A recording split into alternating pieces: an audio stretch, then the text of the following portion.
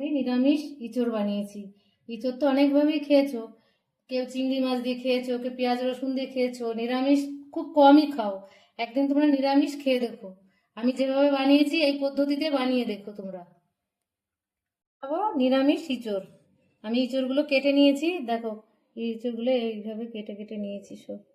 এবার আমি কড়াই চাপিয়ে জল গরম দিয়েছি, তাতে আমি ইঁচড়টা দিয়ে দেবো, ইঁচড়টা সিদ্ধ হবে। দিয়ে দেবো একটু হলুদ, হলুদ দিয়ে ঢেকে দেবো।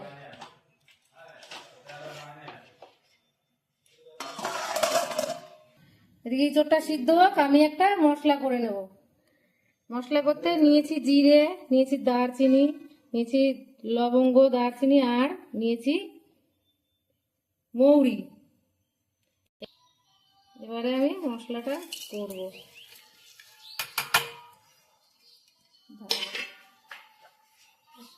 দিয়ে দেবো একটু আদা কুচি আর 4টে কাঁচা লঙ্কা। এবার পেস্টটা আমি করে নেব।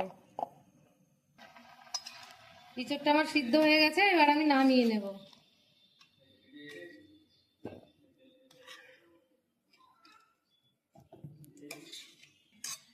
আমি এবারে জলটাও ফেলবো না, এই জলটা রেখে ঠান্ডা করে আমি গাছে দিয়ে দেবো। এদিকে গাছ লাগাই, গাছের গোড়ায় দিয়ে দেবো ঠান্ডা করে।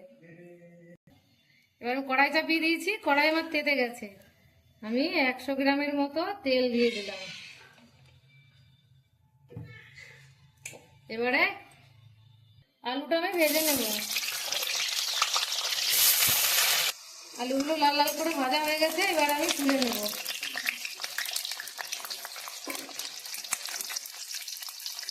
বাটিতে আমার গরম মশলা, দারচিনি, লবঙ্গ, সাদা জিরে আর তেজপাতা আর 2টো লঙ্কা সবই একসঙ্গে আমি দিয়ে দিলাম।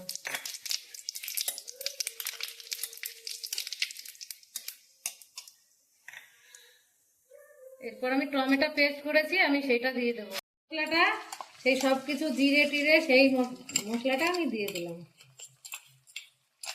জিরে, আদা, গরম মশলা, মৌরি, সেই মশলাটা দিয়ে দিলাম।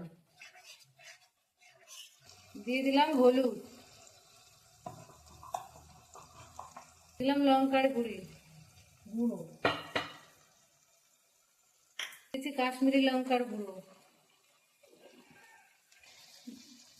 জিরের গুঁড়ো দিয়ে দিচ্ছি, ধনিয়ার গুঁড়ো দিয়ে দিচ্ছি,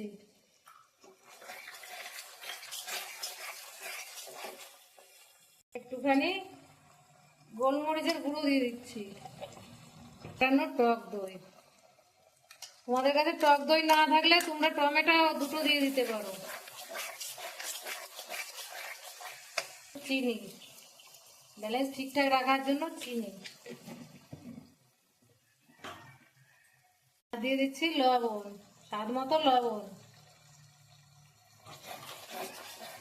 মশলাটা আমি কষিয়ে নেব। হয়ে গেছে, এবারে মশলাটা কষানো গেছে, ইঁচড় আর আলুটা দিয়ে দেবো।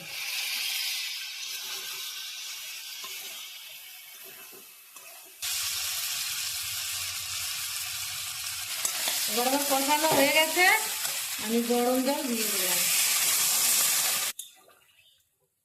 এবারে 5-7 মিনিট হতে থাকবে। আমার রেডি, নিরামিষ ইঁচড় আমার রেডি হয়ে গেছে।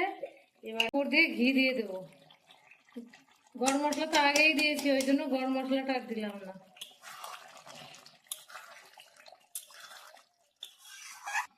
নিরামিষ দিনের জন্য ইঁচড় আমার রেডি। আমার এই রেসিপিটি যদি তোমাদের ভালো লেগে থাকে তাহলে একটা লাইক, কমেন্ট, শেয়ার করে দিও বন্ধুরা।